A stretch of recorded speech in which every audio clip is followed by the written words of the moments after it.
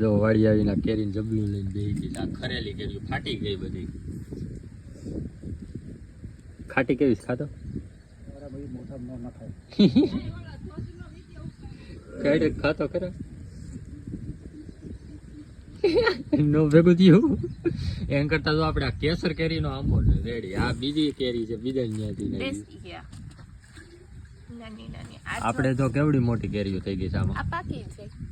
હા ભાઈ પાકી જાય. કણે સડી ગઈ છે એમ તો. આપડી કેરીઓ જો બહારથી દેખાય નહીં દેખાય આમ જો. હા એકાદી દેખાઈ જાય એટલે ઘણું. આમ બાકી વાંધી ઉપર છે. આમ દેખાય બહુ. આ બાજુ બહુ કેરાય.